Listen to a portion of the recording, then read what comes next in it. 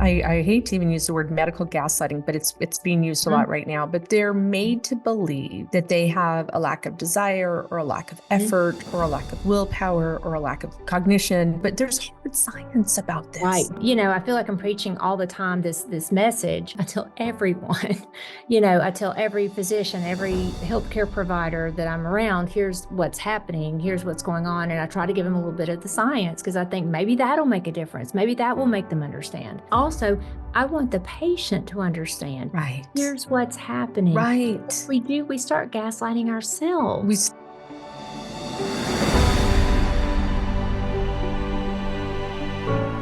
Welcome to the Hope and Help podcast, where we talk about science and science-based tools for fatigue and chronic illness. I'm Haylie Pomroy, #1 New York Times bestselling author, and the Assistant Director of the Integrative Medicine Program at the Institute for Neuro-Immune Medicine. Today, we're going to talk about a subject that I think has a lot of weird nomenclature around it. We're going to talk about post-exertional malaise. Sometimes people think of that as just fatigue, but you guys, I'm here to tell you that it's a whole lot more than that. So what did I do? I pulled a very special doc in with us today. It's Dr. Melanie Hoppers.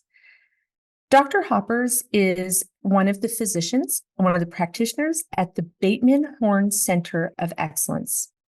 There they provide clinical care, they provide research and education that specializes in the care of post-infectious disease. So this covers patients that have MECFS. We're seeing things like long COVID, things like PANDAS, POTS, all of those things that kind of fall into what is going on in the body. And so we are super lucky, guys, to have Dr. Melanie Hoppers here with us today. Dr. Hoppers, thank you so much for taking time to talk to our community. I really appreciate it. Oh, thank you for allowing me to be here. I'm so happy to be here. So you guys are located in Tennessee, is that right? No, the Bateman Horne Center is in Utah. Utah.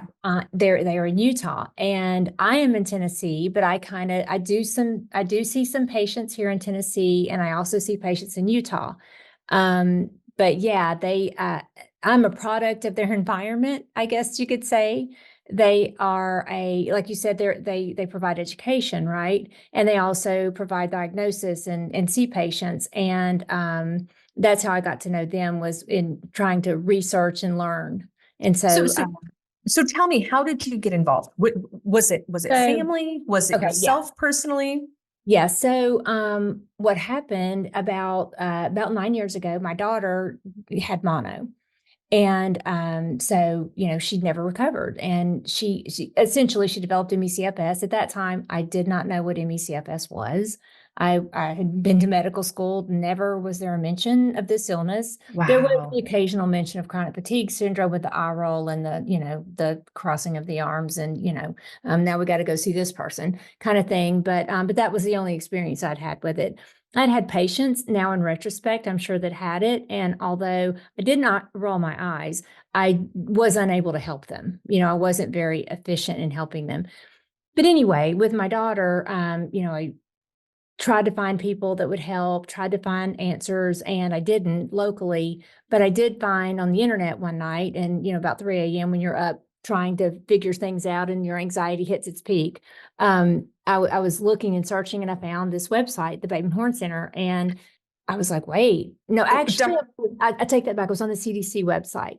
On the CDC. So Dr. Hoppers, I just want to jump in for our community and tell me how you have such humility. This is amazing. I've gotten to read so much about you, but just that you just shared with our community that it's okay to Google things and to look up things on behalf of yourself. But we have community members that say they get told by their doctors often all the time, like, what, did you Google that? Or don't go in. Yeah. Yes, I did. As a matter of fact. Yeah. Right. But I think people feel lost and people feel hopeless. No, but I just want to punctuate, because I have so much to ask you, but I just want to punctuate. If we talk about nothing else, the fact that you have the medical background that you have, the education that you have, obviously the passion as a mom and a parent, and that you're feeling lost and hopeless. I hope that our community identifies that it's okay to feel that way and to be an advocate for yourself, and to Google and to look and to research and to talk and to listen to podcasts is what you have to do right now. It's just what you have to do. You have to. And to be honest, a primary care can't keep up with all of this.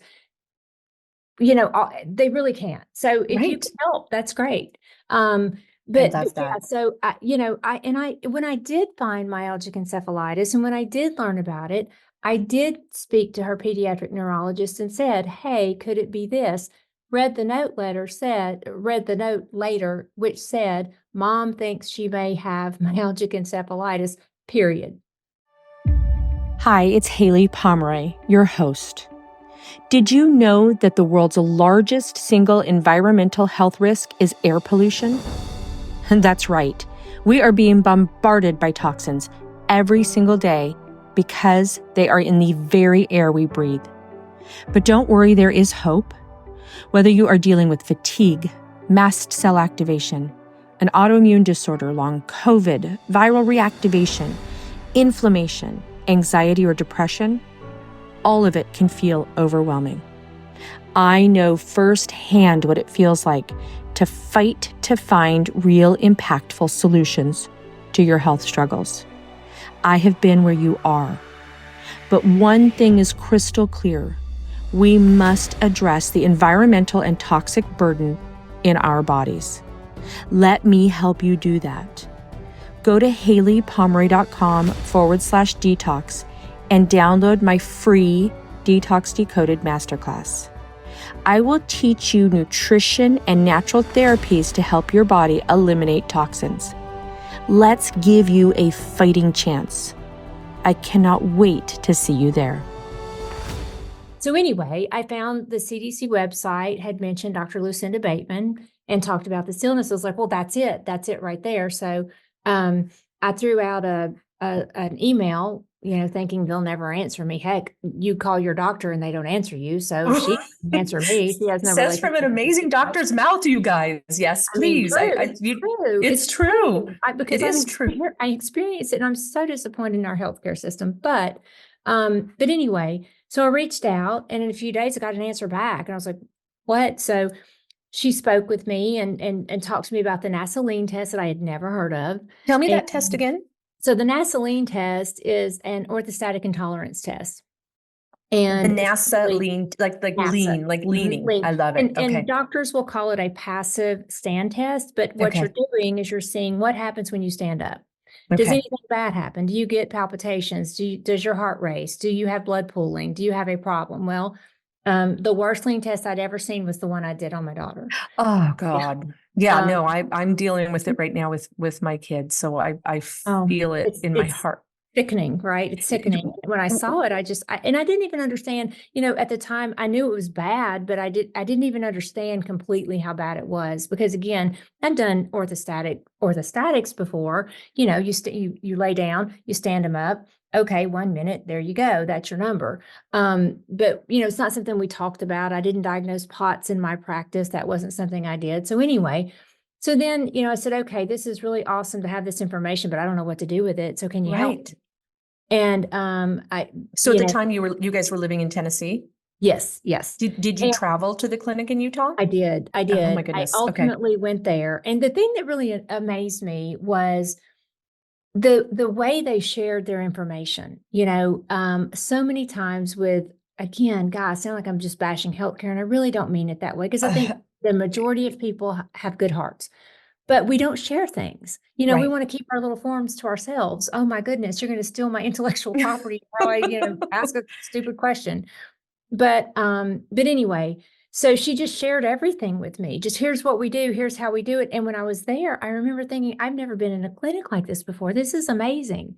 And our clinic here, it's an urgent care and it's a primary care. And when we started our clinic, our whole point was we want it to be different for the patient. We want to have an amazing patient experience. We have a concierge, we have a movie theater, a 30-person movie theater in our waiting room. So if you have to wait, you can watch something on TV. Now, it's not great for MECFS patients, right? Because all that stimulation. But for our urgent care patients, that was our goal. But when I went there, this was something just on a whole different level. And they took the time. Not only did the providers take the time, but the front desk, no, the front desk is educated about this illness. You know, Yes, we consider it, they're our first eyes. They're the first set of eyes absolutely. that are laid on that patient. And oftentimes by the time a patient gets back to the doctor, they can be nervous, they can be exhausted, they can be frustrated if they have to wait. God bless them, and I don't blame them. But that front desk, or in our community, it's all our community support team that talks to all the people online, you know, all of our online community. They're getting that first glance at that person. So Exactly. what kind of symptoms was your daughter having? Okay. So she was just incredible amounts of fatigue. And at first, when this first started and I didn't understand, she's like, baby, you just got to get up. You know, you got to go to school. You got to go. We're just going to have to do this. And then you go to Disney World and she says, I don't want to go to the park. Right. You know, I don't want to do anything. It's not just the statistics class that she's trying, like, this is what I heard, you know, I'm trying to get out of some kind of math class or some sort of work or something like that. And it's Saturday and it's Sunday. They have to bypass joy. They have to my daughter and her writing. They miss so much. Yeah. And so just severe fatigue and sick a lot. And in retrospect, I realize now so much of that was a post-exertional malaise. And you're right. The words around this are difficult, and you know the definition is even difficult. The official definition, and I know people spend a lot of time, and it's great, but it's hard to define. Right. And it's so variable. But basically, what it is you're sick, right? You have a clinical picture. You're sick, whether you're mild, you're moderate, or severe. But when you have post-exertional malaise, you're worse. Everything is worse. Whatever symptoms you have, they're worse. You may develop new symptoms, and then you can't recover as well as you would normally do. And this is in the result of some sort of exertion. So let me take it back just a second. Okay. So what we're saying is we have a particular symptom profile. And then with exertion, the profile is exacerbated, Exactly. it's more, okay. So it intensifies, it magnifies that. And is the exertion always doing a 5K, running a marathon? What kind of things would fall under exertional? Right. So good question. So first of all, the categories, right? It can be physical, it can be cognitive. Ooh, okay. Yeah. Just thinking, it can be social, it can be emotional, it can be environmental. Now, what degree of exertion can depend, can change from person to person, and their level of illness can also change for the individual. So it can, for some people, sometimes the way I screen for it and say a college student or a high school student is what happens after you take a test. Or a more severe patient, it may be what happens if you read a couple pages in a book. It can be emotional. It can be, I graduated and I was happy. And that's particularly cruel, isn't it? Yeah. It can be certainly if you get mad, but it's also if you're happy. It's almost like a hormetic event. Any event that the body has to adapt to, whether positive or negative. Yeah, that the adaptation. The funny thing, I'm talking about our girls. The funny thing about my daughter was we've always considered her like just this, she has the strength to get over any Petri dish. Like when we were at Disneyland, when she was a kid, I turned around, she was literally licking the handrails on the ride at Disneyland. Everybody in the house got sick. She didn't get sick. She could lick lead. I mean, anything. She just did. She was so hardy. She became this canary in the coal mine. I mean, like where the environmental toxins that are, unfortunately, we're exposed to in our air and our water, like a new mattress. I mean, she would just, anything environmental toxicity, she would just tank on us. I mean, she would just tank and be exhausted and fatigued. But you're right. Also all of it. I guess I appreciate you bringing all those categories. It could be social, emotional, environmental, physical for sure, but also cognitive. Lights and sounds. Yeah. Wow. Okay. She stopped listening to music, and we were, just things that we were observing. And it was like, oh, don't turn that off. You should come downstairs and make me turn off my Taylor Swift, turn it off. And, you can see it, people sometimes mistake it for depression, right. And it's not that they don't want to listen to music. They can't listen to music. Right. But it can be a combination of those things. It can be, again, for some people that are particularly severe, it may be simply just walking downstairs. it can, I had a patient who was mostly homebound, a little bit kind of between homebound and bedbound. And he one day got tired of it. He was like, nope, he's 15. I'm not doing this anymore. And he got on a bike, a stationary bike is what I'm trying to say, stationary bike. And he did it for 15 minutes and has never recovered. Here's why is it important, right? Why is PIM important? So one, let me take you back just a second. Okay. Because PEM, that's post-exertional malaise. Okay. I just, the nomenclature, like I said, this is the most of all the, I have an autoimmune disorder, been in that space for a long time, right? With my own self personally. And then it all shifted into neuroinflammatory disorders when I started having kids. But this one has the weirdest nomenclature. I always, people just say, you're tired, get up and exercise. So you know what? I'm a little tired after I go to the gym too. But post-exertional malaise, or PEM, so you're saying the unique thing about it is that it can cause not just a trigger of symptoms, but do we see a lot? Please. A lot of things. So one, it reduces it. When you have it, it makes your symptoms worse, and it is difficult to recover from. But in addition, a couple of things about it. One is that it can be delayed. So you can do your thing, and then it's not maybe 12 hours a day, 2 or 3 days before you have your symptoms. So that can be kind of frustrating, and also hard for people to put 2 and 2 together sometimes. And they'll keep doing this over and over again. And the other kind of bitter pill to swallow about this is every time you do it, you're damaging, right? You're damaging your functional status. So if you do it once and you recover, 3 or 4 months later, you do it again, that's not great, but maybe not so bad. But if you do it repeatedly, you're going to end up with a lower baseline. And so that's why it's just truly very important to get this message out so people understand fighting through it is not going to help. It's going to make it worse. Rehabilitation professionals play a crucial role in improving the quality of life and daily function for individuals experiencing post-exertional malaise or post-exertional symptom exacerbation. Our website, batemanhorncenter.org, serves as a valuable resource hub for healthcare professionals, caregivers, individuals living with complex chronic illnesses, and their families. You'll find an array of short videos, informative resources, and helpful handouts tailored to both patients and rehabilitation professionals alike. So we're going to talk about some of the things that we can do to pace ourselves, or so we can do preventative, not get into that space where we're doing damage or make our resilience less. It reminds me, though, a lot of the conversations that, again, in the autoimmune space, there's such a cycle here, right? In the autoimmune space, we a lot of times in my community, we talk about fear of the flare, right? So you're off, you're doing something fun. I went on vacation with my family. In the back of my head was, for so many years, I was going, okay, am I going to pay for this? Am I going to tank? Am I going to pay for this? What's going to happen? What are going to be the consequences? So I always called it fear of the flare.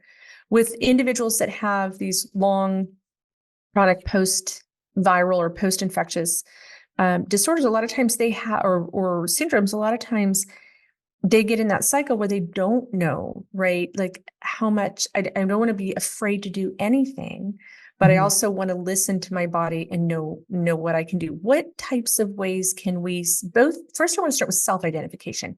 How can we as the patient, how can you as your daughter, me and my daughter, identify when to do and when to back off a little bit? Okay. How do we identify that? And then I want to talk about I want you to take your mama hat off, put your doctor hat on, and say, how can the doctor help the patient identify what that space is? Okay.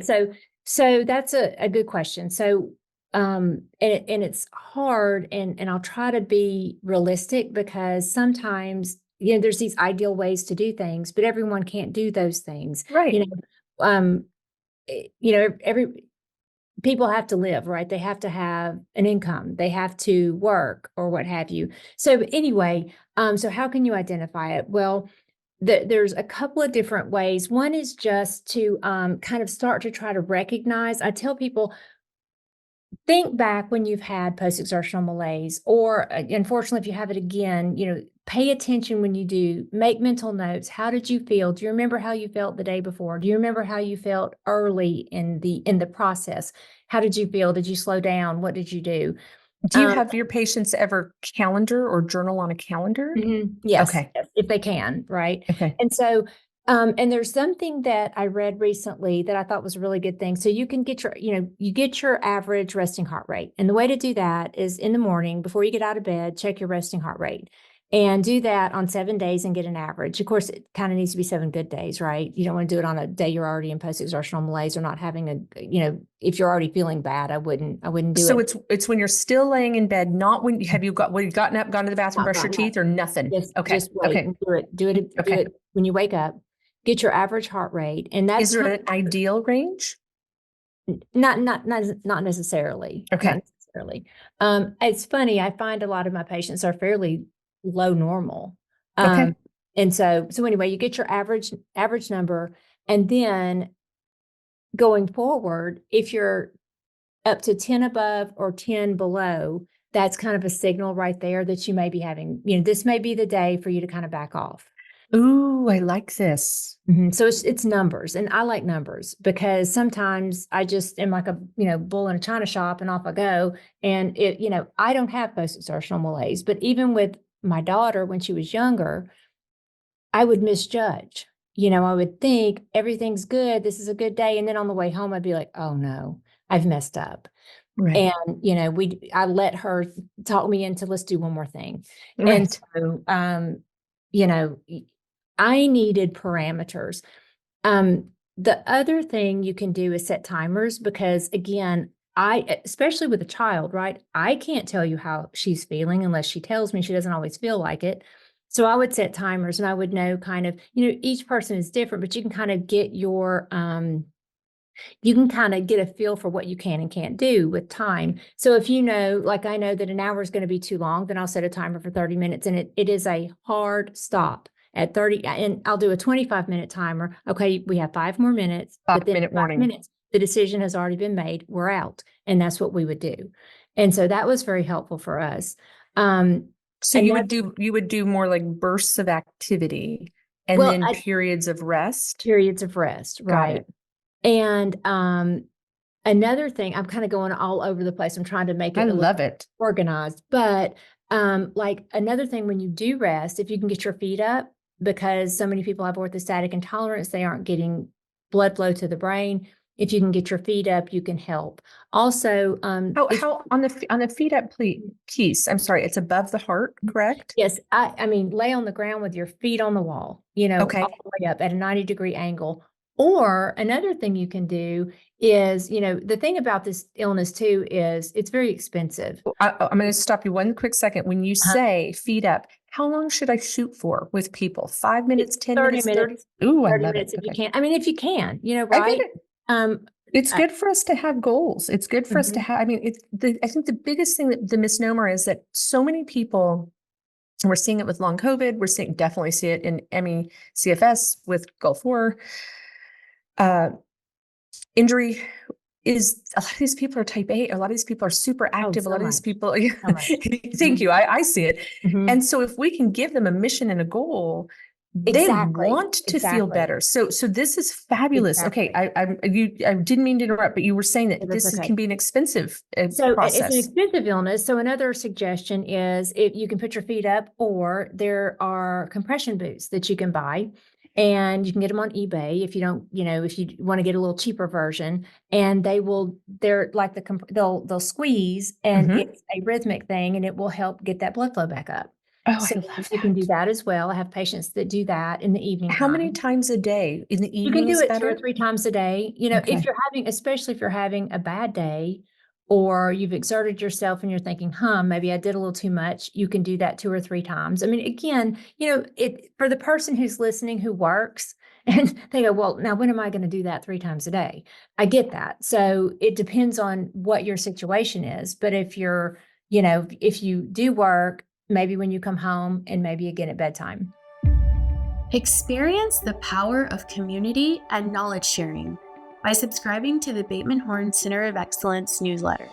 Whether you're seeking the latest MECFS research findings, supportive resources, or opportunities to participate in groundbreaking clinical studies, our newsletter is your trusted source for navigating complex chronic illness together.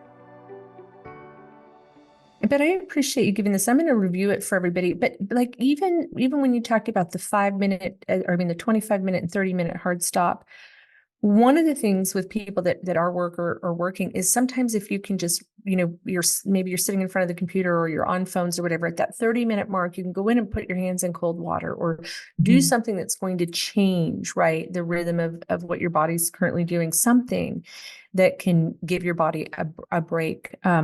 No, I love these active things. So when we measure the resting heart rate, did you say average it over 7 days? Mm-hmm. Okay, average that over. Just to get an average number. Just to Nice. get an average number. And then when you guys, when you're 10 above or 10 below, that's a day to maybe one, support yourself more, even more, or back it down a little bit. Would that be right? That heart rate is taken again at rest. So if you wake up and you're 10 above or 10 below or more, then that's kind of a warning sign. But then also you can use your heart rate for activity.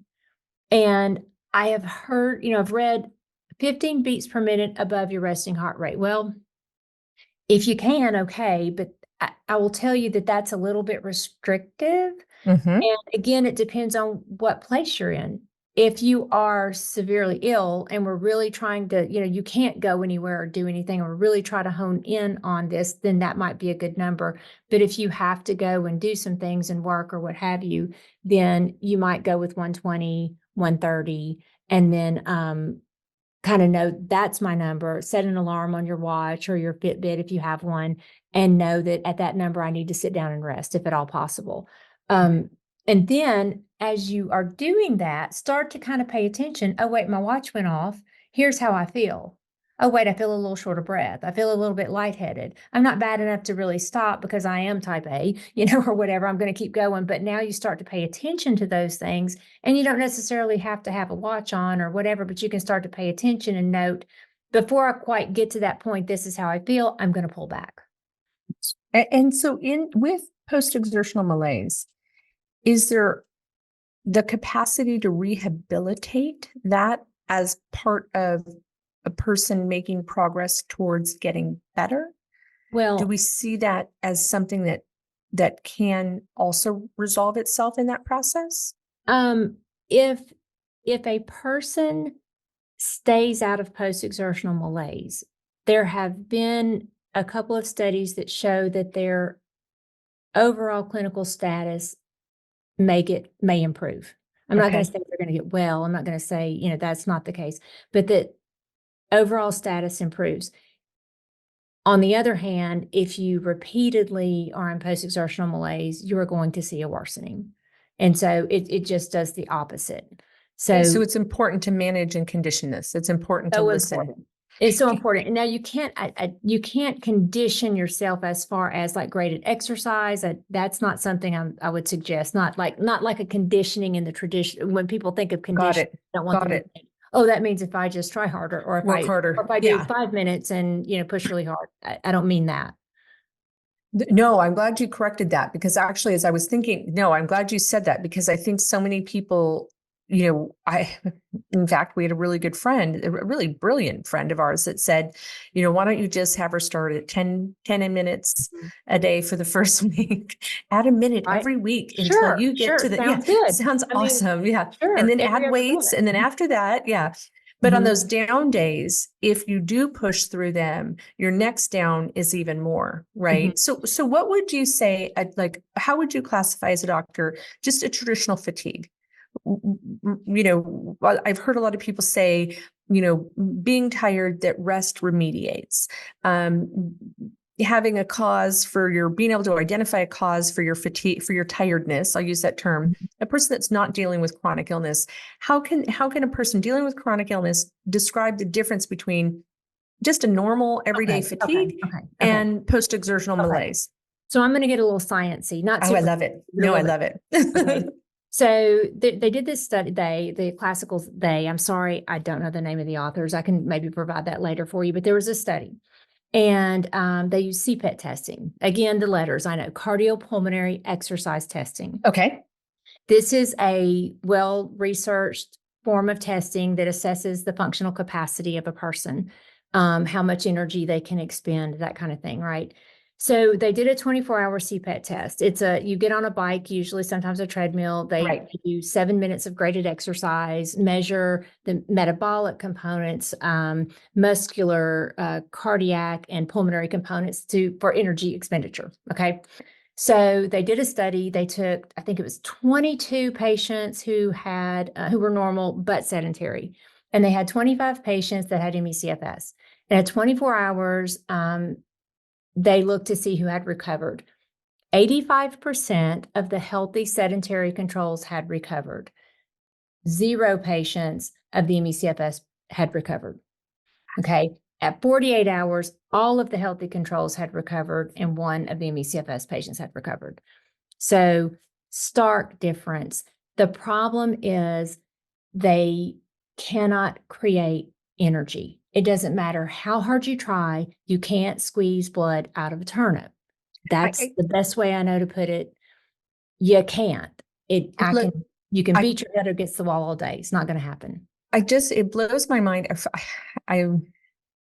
I just know that there's people out there right now that are listening, that are thinking, you know, I hate to even use the word medical gaslighting, but it's being used a lot right now, but they're made to believe that they have a lack of desire or a lack of effort or a lack of willpower or a lack of cognition.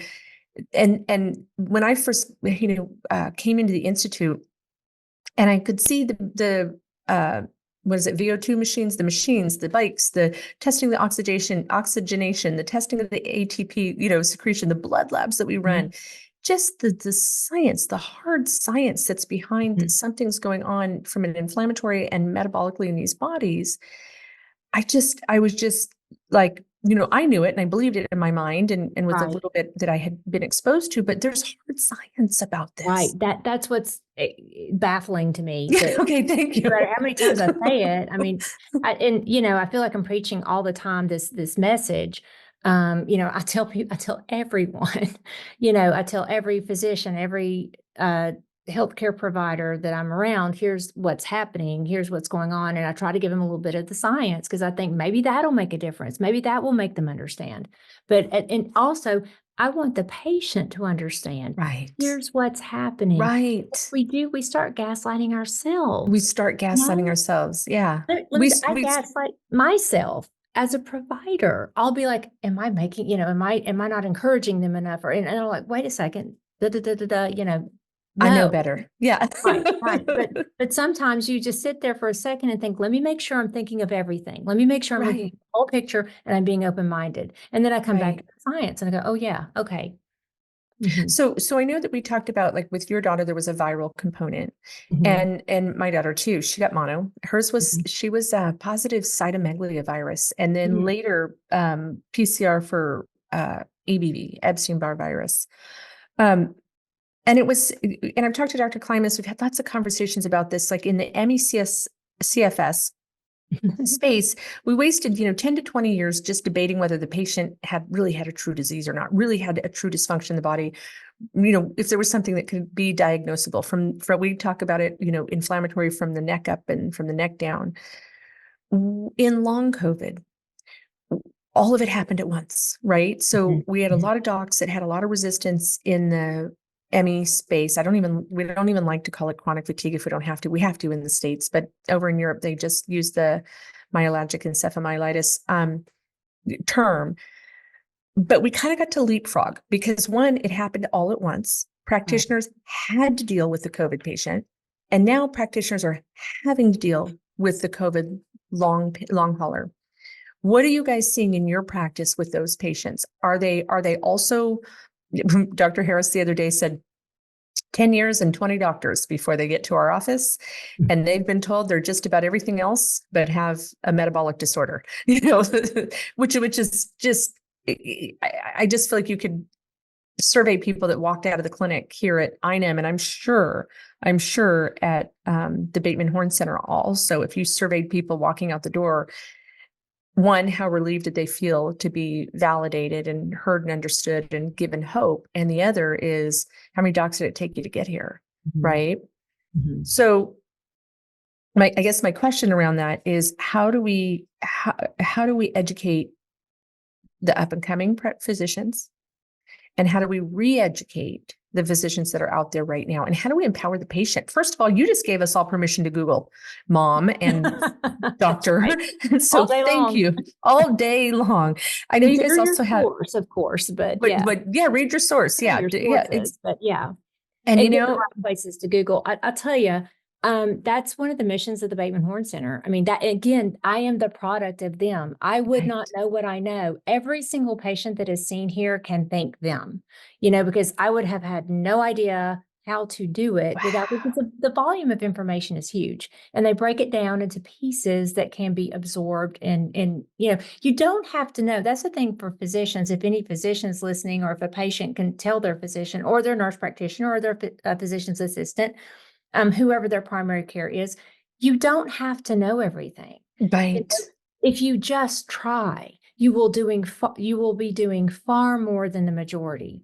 And just listen, and for just a second, as again, I'm speaking to providers, suspend all disbelief and believe your patient.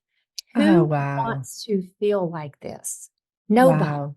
Nobody. There's no secondary gain. There's no sympathy. No one cares. I mean, they do. There's people that care. But, at the end of the day, when you're home in the bed and can't do anything, people aren't clamoring to come check on you. People aren't clamoring to include you.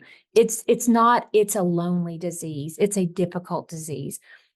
Please don't add to that and make them feel like they want to be that way. I hope every practitioner out there is listening, because it's so hard when when their personal experience isn't believed. One thing about the Bateman Horne Center of Excellence is, you mentioned early on, but the incredible generosity of information. And there's such a lack of information with people that are dealing with these types of things. Any kind of chronic illness, any kind of chronic inflammatory disorder. You guys have a really, really cool newsletter. I'm going to give the link for people to subscribe to your newsletter, because it's just a wealth of generosity. I mean, it's information, and it's all really, really good stuff. So you go to Bateman Horne Center, BatemanHorneCenter.org/outreach/newsletter/ one little extra / in the end. But you guys, if you just go to the Bateman Horne Center, you go to their website, there's an icon there for their newsletter. I would definitely subscribe to the newsletter. Dr. Hoppers, you see patients both in Tennessee and in Utah? I do. That's nice. That's wonderful. Yeah. Is your practice a certain demographic, a certain age, mostly female? Like, what are you seeing? Well, I see, it's funny. I see all ages. And yeah, it is more female, but it's funny. Long COVID, I think, really changed. At least if you see long COVID, it's a little bit of a different demographic, it seems to me. And this is, just the way it seems. I have patients that are older. I have several patients that are in their 70s. A couple, I had one he was 80. Of all the patients, he got better. He actually improved and said, I think I'm good. I'm going to stay home, or not. I'm not going to stay home. I'm not going to come back. I'm really good. But if I need you, I'll call you. So I was like, fantastic. That's wonderful. I have a theory about that. We were talking about the older patient that gets long COVID and the older patient that gets MECFS the other day, which I don't know if I've shared this with you, but I love to ponder with all you brilliant scientists. They were talking about, as we age, our immune system isn't quite as robust. And so sometimes the immune dysregulation that happens with any of the post-infectious syndromes or disorders, the stronger the immune system. That's why we're seeing some of our 20-year-old girls and boys with POTS and these hardcore 15, 12 with long COVID. Their syndromes are so hard to start to manipulate in a positive direction, whereas in some of our older patients, it's a little bit easier because they don't have quite as much of a Right. robust Quite immune as system. vigorous, right. I'm in the middle of my PhD, so forgive me. Everything is fascinating to me right now. Oh, everything is. It truly is, but it's a firestorm, right? Sometimes with these folks, and it may not be any different with COVID than it is, say, with mono, but we're seeing them earlier because we're aware of it. And so, but sometimes I feel like I'm seeing people who are on fire on the inside. They're Right. exhausted, but you look into their eyes and you go, wow, you just look like you're just fried, But the other thing, to answer your question, I do like to see kids. That's really a big passion of mine, because when my child was sick, there weren't really any pediatric providers for MECFS that I could find that were still seeing new patients. And then sometimes there's if you've been sick a while, you can't find someone to see you. So it's like, okay, she's going to age out before she turns 18. And so, and the sooner we can do something, even if we just teach you to pace for post-exertional malaise, you're going to have a better outcome. So you are going to have want to get that message out to everyone, pediatrics, adults, everyone. But that's something you are more in control of than, your provider. So. Right. And I think parents can be a strong advocate. It's just so hard when there's pushback. Dr. Hoppers, I cannot thank you enough for being on. I know we're going to get tons of questions on this podcast. Can I ask you, are you open to coming back and jumping back into the community? It's a pleasure. And I love the validation. I love the compassion, the empathy. I'm a solutions-oriented girl. I love the tools that you gave each and one of all of our community members out there. We have so many amazing people that have come, hundreds of thousands of people. It's been crazy. That is amazing. That have come into the community. Yeah. Yeah. And our goal is to provide hope and help. Yeah. There's people like you that are really going to help us with our mission. So thank you so much. It's just a pleasure to finally get to see you in person through Zoom. This is our new version of in person. It is. I look forward to seeing you again. And thank you again so much for being here with us today. Everybody is just going to love this. I really appreciate it. Thank you so much. You're welcome.